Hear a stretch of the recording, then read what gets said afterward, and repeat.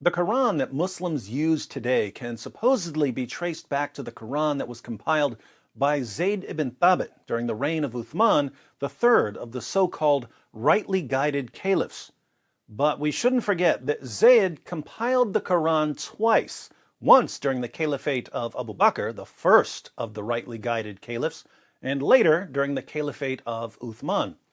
Interestingly, the two editions of the Quran compiled by Zayd ibn Thabit were not the same. They didn't have the same number of words. They didn't even have the same number of verses. Clearly, if the same man couldn't collect the same Quran twice, the perfectly preserved Quran is about as miraculous as this perfectly preserved human being. We're going to look at an example of how Zayd's first edition of the Quran was different from his second edition of the Quran. But before we go to the hadith, let's listen to Sheikh Yasser Qadhi as he explains the historical background. In fact, what happened was, after the death of the Prophet Muhammad, peace be upon him, the Quran was compiled within 2 years after his death. And so the official compilation took place when every single one of the major companions of the Prophet, peace be upon him, were still alive. Abu Bakr convinced Zayd ibn Thabit to collect the Quran after much of the Quran was lost due to Muslims dying in battle. But the only purpose of this Quran was to preserve the Quran in case more Muslims died in battle. But this official recension of the Quran was not made obligatory upon the entire caliphate, upon the entire Islamic nation. And people would simply copy with their own hands any copy that they had. And obviously human errors occurred. Obviously when you have 6th, 7th, 8th generation copyists, anybody at home who knows how to read and write is just copying the Quran, obviously errors are going to creep in. And there's no question that there were variances, spelling mistakes. Hats off to Dr. Qadhi for admitting that there were textual variants among the early Quran manuscripts. So you can imagine in a society that's very Bedouin in nature, very illiterate by and large, the religion is coming in, educating the people, you're going to get a lot of variations. And people began noticing this is just not right. But we have an official Quran, we have the official recension that was done by the first caliph. So the third caliph, Uthman, made a very simple decree. And he said, look, anybody who wants a copy of the Quran has to copy it directly from the master copy. Which master copy? The master copy compiled during the caliphate of Abu Bakr, or a new master copy? And to facilitate this, Uthman made a number of master copies from the original one. And he sent one master copy to every major city in the Islamic province. And this master copy was kept in the Grand Mosque of the city. Notice, a number of master copies were produced from the original master copy.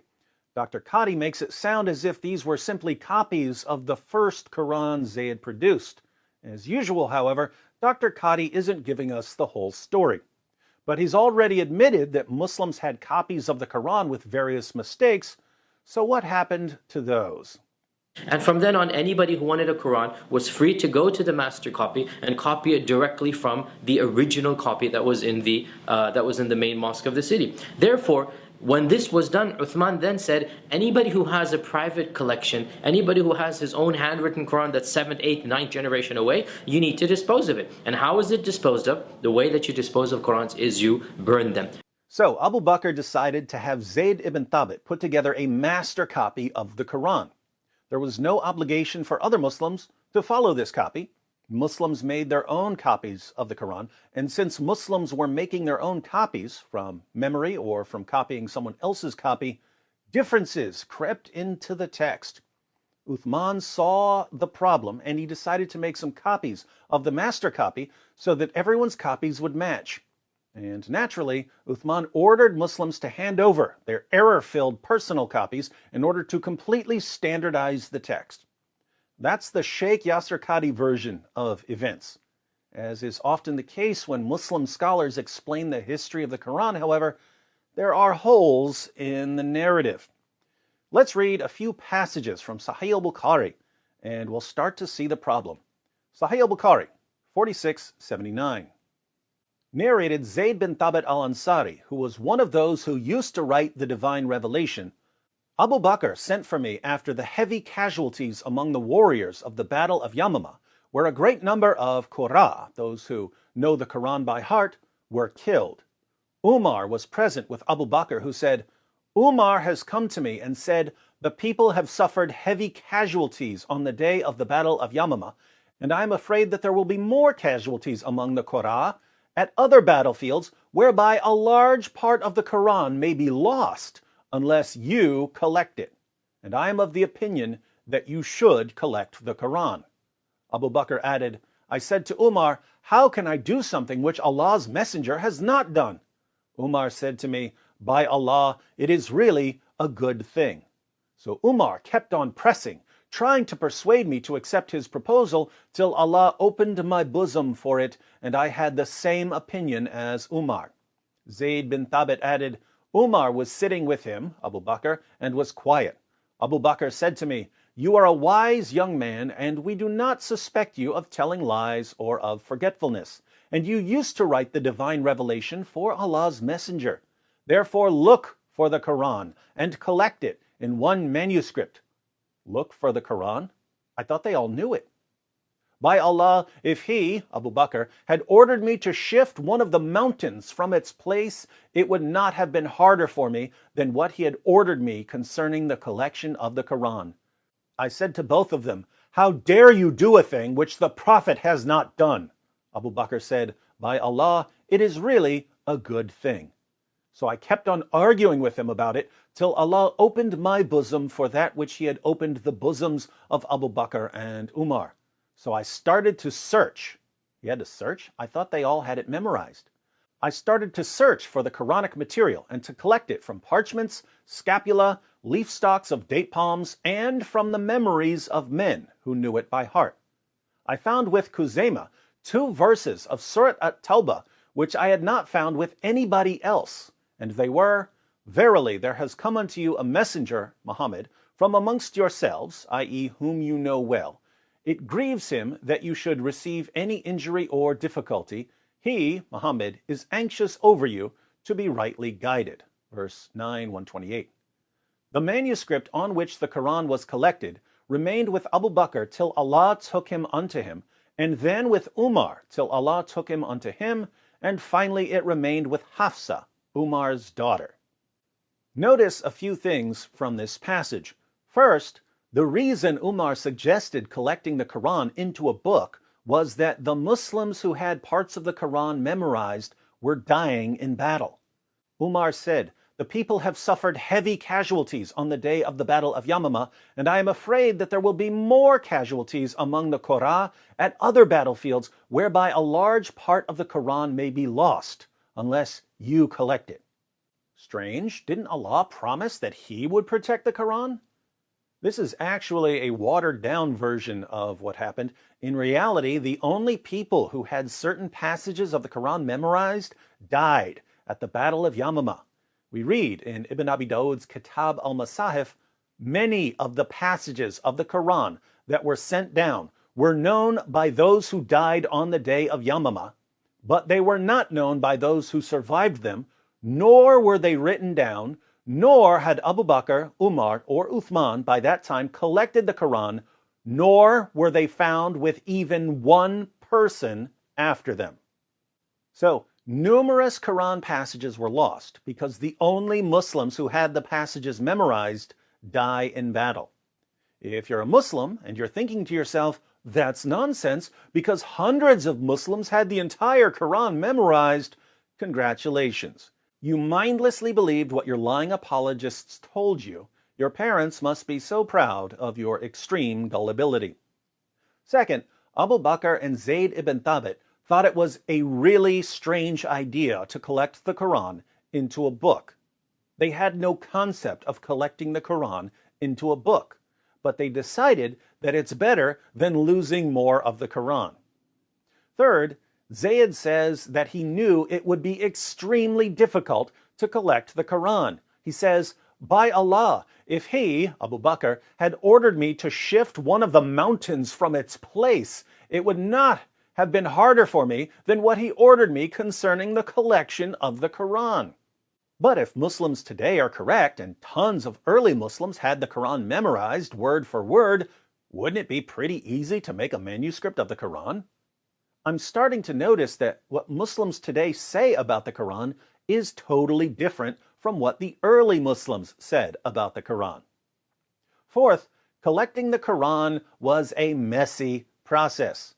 Zayd says, "So I started to search for the Quranic material and to collect it from parchments, scapula, leaf stalks of date palms, and from the memories of men who knew it by heart." Now wait a minute. Shouldn't Zayd ibn Thabit know the Quran by heart? Why would he need parchments and scapula and leaf stalks and other people? Why? Because the modern Muslim narrative is complete nonsense. Fifth, contrary to today's narrative, Zayd admits that there were parts of the Quran that he could only find with a particular Muslim. He says, "I found with Khuzaymah 2 verses of Surat at-Tawbah which I had not found with anybody else." Here again, if so many Muslims had the Quran perfectly memorized, wouldn't Zayd have been able to find these verses with lots of Muslims? Wouldn't he know the verses himself? And yet he only found them with one man. Strange. But this isn't really the point of this video. We're about to see that Zayd's original Quran is not the same as today's Quran. Sahih al-Bukhari, 4987. Narrated Anas bin Malik, Hudhaifa bin al-Yaman came to Uthman at the time when the people of Sham and the people of Iraq were waging war to conquer Armenia and Azerbaijan. Hudhaifa was afraid of the people of Sham and Iraq, differences in the recitation of the Quran. So he said to Uthman, "O chief of the believers, save this nation before they differ about the book, the Quran, as Jews and the Christians did before them." So Uthman sent a message to Hafsa saying, "Send us the manuscript of the Quran so that we may compile the Quranic materials in perfect copies and return the manuscript to you." Hafsa sent it to Uthman. She sent Zayd's original Quran to Uthman. Uthman then ordered Zayd bin Thabit, Abdullah bin az-Zubair, Sa'id bin al-As, and Abdurrahman bin Harith bin Hisham to copy the original manuscript perfectly. Uthman said to the 3 Qurayshi men, "In case you disagree with Zayd bin Thabit on any point in the Quran, then write it in the dialect of Quraysh as the Quran was revealed in their tongue."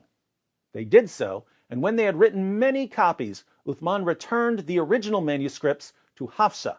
Uthman sent to every Muslim province 1 copy of what they had copied and ordered that all the other Quranic materials, whether written in fragmentary manuscripts or whole copies, be burnt.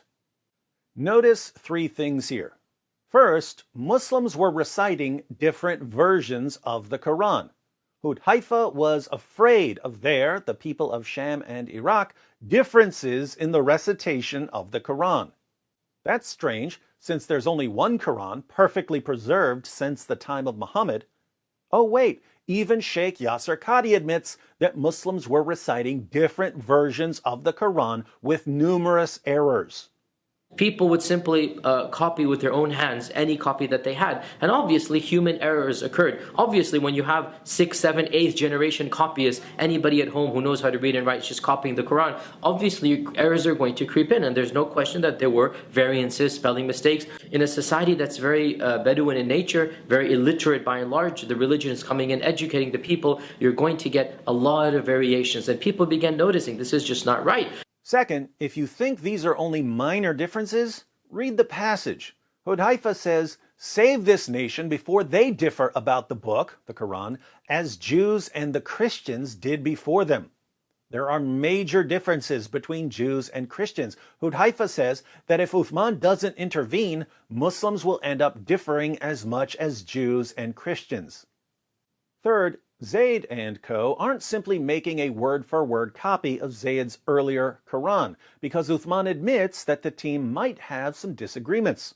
Uthman says, "In case you disagree with Zayd bin Thabit on any point in the Quran, then write it in the dialect of Quraysh as the Quran was revealed in their tongue." That's strange. I thought the Quran was revealed in 7 dialects. But Uthman says it was only revealed in 1. I'm beginning to think that Muslims today have no clue what they're talking about. It seems then that when Uthman ordered them to copy the original manuscript perfectly, he meant copy this, but try to make it perfect and not make an exact copy. If they were making exact copies, there wouldn't have been any room for disagreement. So Zayd and co. made several modified copies of Zayd's original Quran. But we know that there were even more significant differences between the original and the later copies. Sahih al-Bukhari 4988. Zayd bin Thabit added, "A verse from Surat al-Ahzab was missed by me when we copied the Quran, and I used to hear Allah's Messenger reciting it.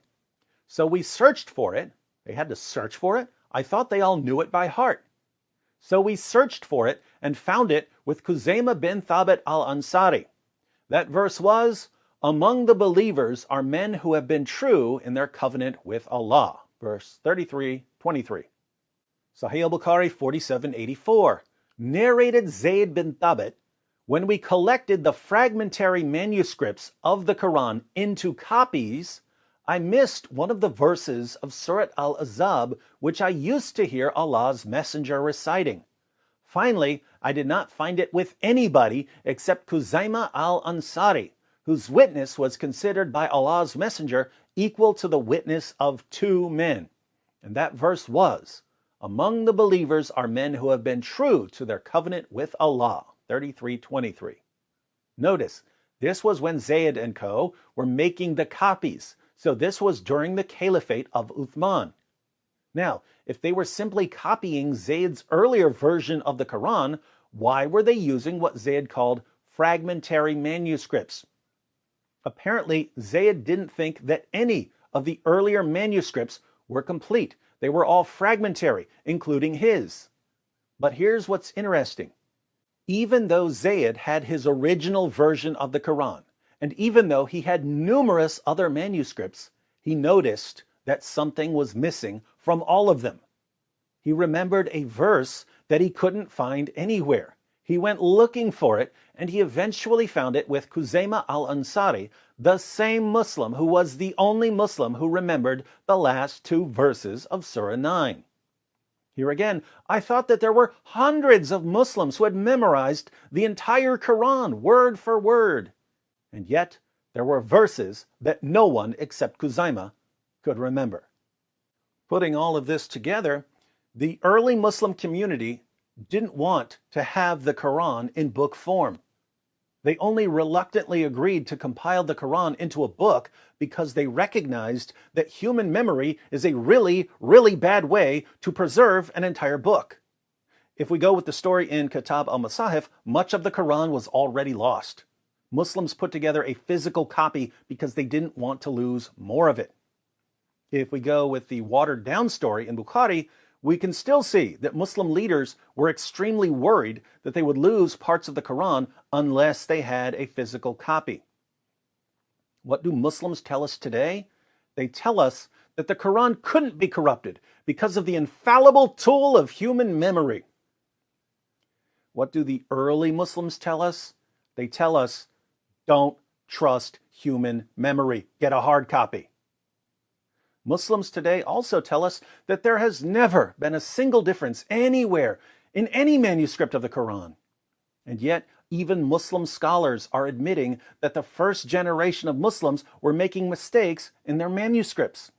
People would simply copy with their own hands any copy that they had. And obviously, human errors occurred. Obviously, when you have 6th, 7th, 8th generation copyists, anybody at home who knows how to read and write is just copying the Quran, obviously errors are going to creep in. And there's no question that there were variances, spelling mistakes.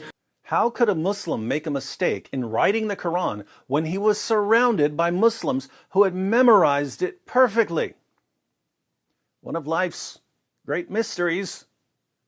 The early Muslim community ended up with so many differences in their Qurans that the Caliph Uthman had to standardize the text. Again, why did Uthman decide to standardize the text? Why was there a need for standardization? Because Muslims were reciting different Qurans. How were they reciting different Qurans when there's only been one Quran perfectly preserved from the time of Muhammad? Another of life's great mysteries. And as we've seen, the standardized version didn't agree with any earlier version, not even the earlier version of Zayd ibn Thabit himself. One man put the Quran together for two different caliphs, and he couldn't come up with the same Quran twice. Everything we read about the early history of the Quran tells us that there were massive problems putting this book together. It was an extraordinarily difficult and sloppy process. What do our Muslim friends tell us? Perfect preservation, right down to the letter. It's a miracle. Just ignore everything in all of our sources. Ignore the stories about Muhammad's top Quran reciters having different numbers of chapters. Ignore the stories about entire chapters coming up missing. Ignore the stories about large passages coming up missing. Ignore the stories about verses being eaten by a sheep. Ignore the stories about burning manuscripts to cover up the differences. Ignore the tens of thousands of differences among different Qurans today. Just ignore all the actual evidence and mindlessly believe one of the most demonstrably false claims in the history of humanity, the demonstrably, indisputably false claim that the Quran has been perfectly preserved.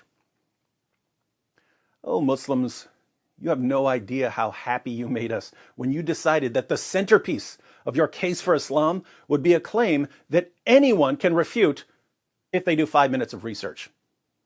Please, tell us more about your perfectly preserved book. And while you're at it, explain one more thing. Zayd's original Quran didn't include Surah 33, verse 23. He only remembered that there was a Surah 33, verse 23 years later, and he was only able to find one man who could recite it. But there were many other problems with Surah 33. According to Ubay ibn Ka'b, one of Muhammad's top reciters of the Quran, more than 200 Quran verses were lost from Surah 33 alone.